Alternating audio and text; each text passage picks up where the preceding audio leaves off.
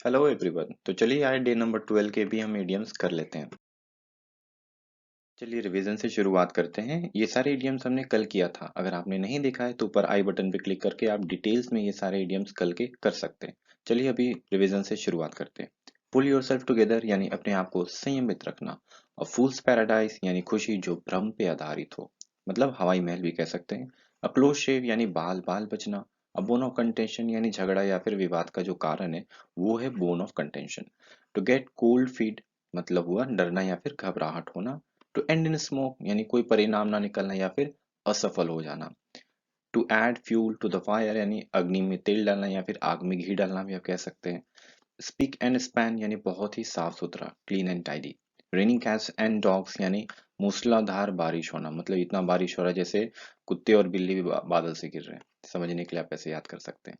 इन high spirits यानी उत्साह से एकदम ओत प्रोत या एकदम भरपूर।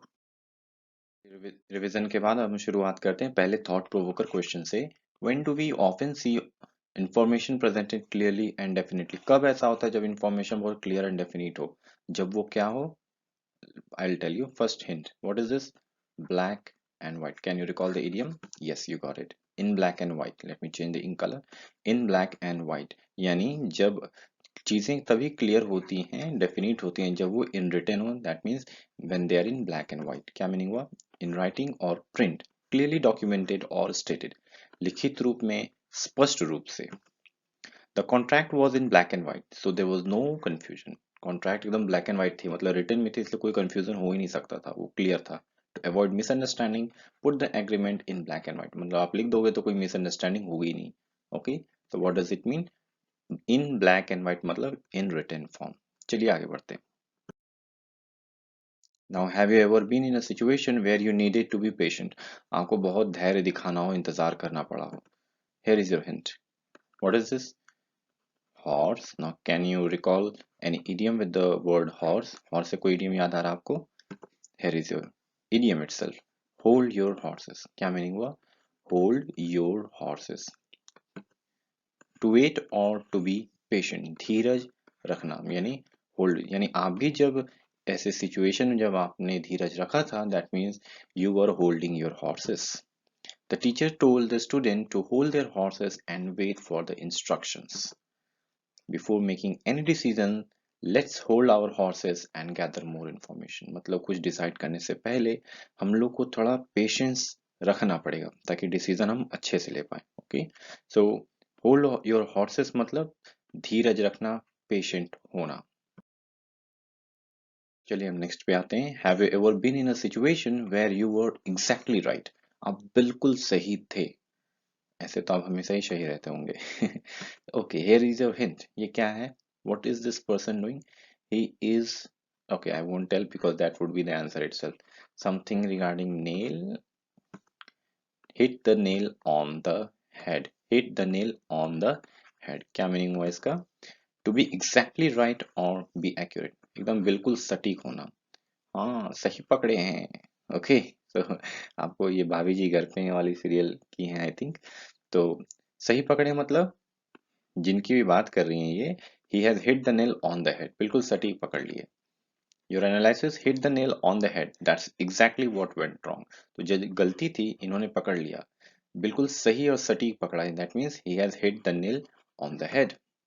The student hit the nail on the head with the answer to the question. ठीक है, आप इसको एक एनालॉजी बना सकते हैं कि कील अंदर तभी जाएगी जब तुम ठीक जो कील का ऊपरी हिस्सा में आप हिट करोगे, है ना, तो बिल्कुल सटीक तरीके से हिट करोगे तभी ये अंदर जाएगी। Right, so hit the nail on the head.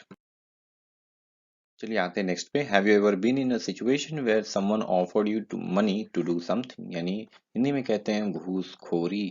क्या कहते हैं? घूसखोरी यानी ब्राइबरी भी कहते हैं। Here is your hint. क्या है ये हिंट? हैंड्स में क्या लगा हुआ है? ग्रीस। ग्रीस से कौन सा इडियम याद आ रहा है आपको? Grease the palm. क्या कहेंगे आप? Grease the palm. क्या मीनिंग हुआ इसका? टू ब्राइब समवन या फिर घूस देना। The politician greased the palm of the official to get the contract.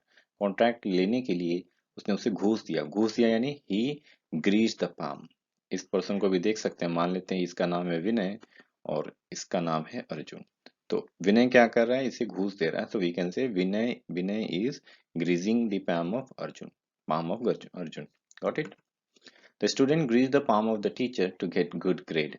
Okay, आप इसको एक एनालॉजी बना सकते हैं कि जैसे उसके हाथ में ये ग्रीज लगा दे रहा है ताकि वो उसका काम और अच्छे से कर दे, है ना। कुछ दही या मक्खन जैसा आप इसको मक्खन मान लीजिए, ताकि वो उसको मक्खन लगा रहा है ताकि वो उसका काम कर दे। ठीक है,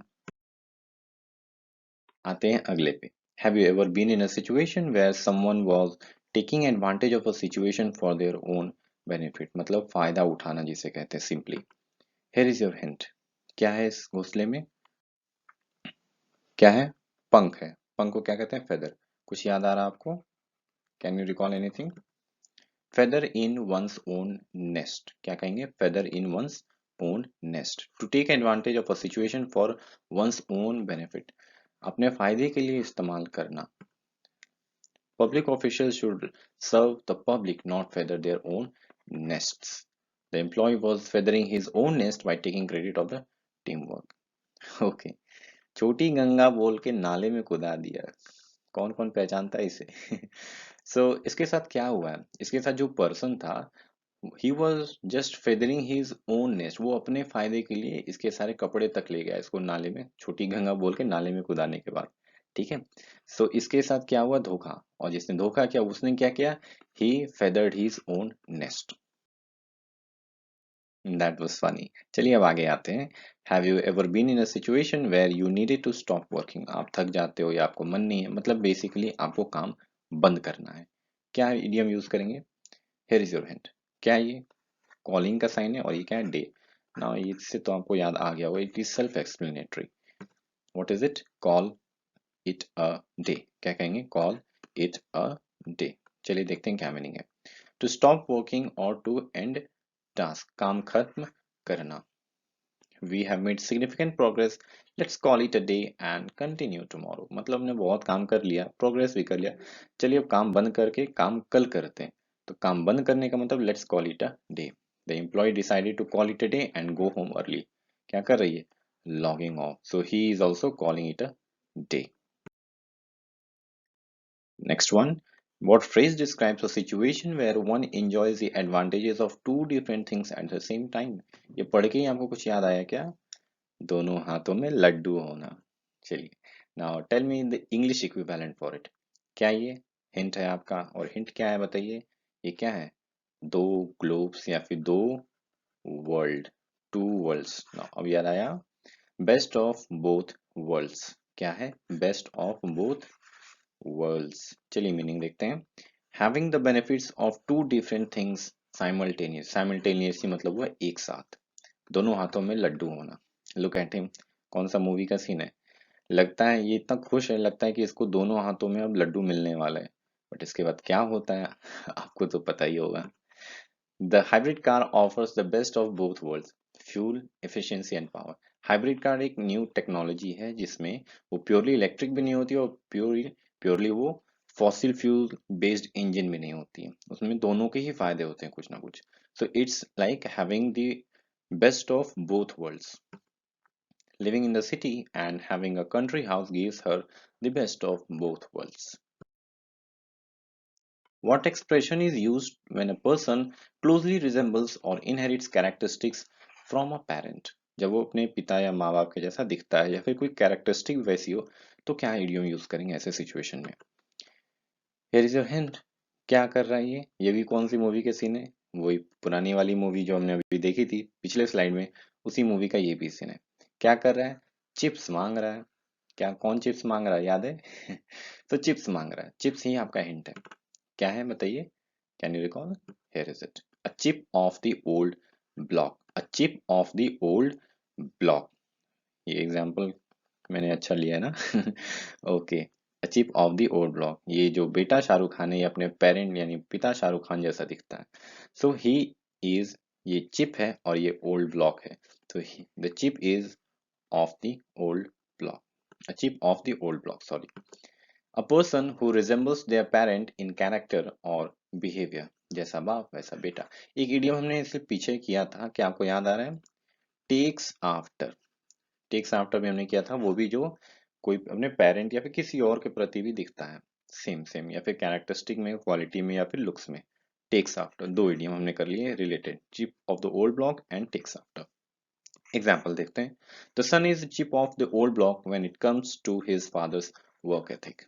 the athlete's daughter prove to be a chip of the old block, excelling in sports.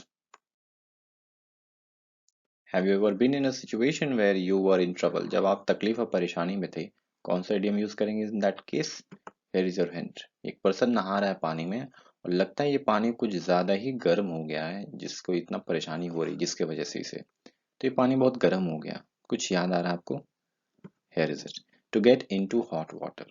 क्या है? To get into hot water. To be in trouble or to be in a difficult situation. मुश्किल में होना। आप इस person को एक analogy बना सकते हैं कि ये जब वाटर कोल्ड होती तो ठीक रहता, बट ये वाटर इतनी हॉट हो गई कि अब ये परेशानी में आ गया। तो to get into hot water मतलब जो भी हॉट वाटर में आएगा उस वो क्या चीज में आएगा? ट्रबल में आ जाएगा। ठीक है, तो to get into hot water. The student got into hot water when he was caught cheating. I know you want me to discuss about him. I'll come to this. He is catching our attention. Breaking the rules could get you in hot water with the authorities. ये भी उसी movie का scene है। ये क्या होता है यहाँ पे? Can you recall? I'll just take more time to explain this. This is my favorite scene. Okay, so क्या होता है यहाँ पे? इसे लगता है कि he is about to fight some girl known as Sheetal, but वो शीतल से लड़ने के लिए एकदम खुशी से ऐसा जाता है। कैसे जा रहा है? खुशी से शीतल से लड़ने के लिए। बट इसके बाद क्या होता है? he gets into hot water। क्या होता है? he gets into hot water मतलब बहुत बड़ी मुश्किल में फंसता ही है। ओके, आपको याद होगा ना? Okay, let's move to the next.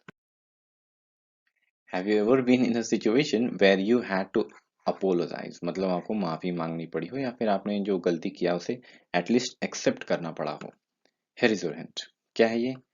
A big पाई। पाई से कोई इडियम याद आया? To eat a humble pie. To eat a humble pie. To apologise और एडमिट वंस मिस्टेक, अपनी गलती या फिर अपनी खामियों को स्वीकार करना, माफी मांगना। The politician had to eat a humble pie after his controversial statement. It takes courage and to eat a humble pie and admit when you're wrong. Very good example. लो लो लो, सुना क्या? ये भी मेरी ही गलती है। सो यहाँ पे जॉनी लीवर साहब को क्या करना पड़ रहा है? He is eating the humble pie, मतलब इनको ही गलती स्वीकारनी पड़ रही है in humorous sense. Okay okay, that was the end of this session today. This was me, Amarnath Tiwari from the Lifelong Student.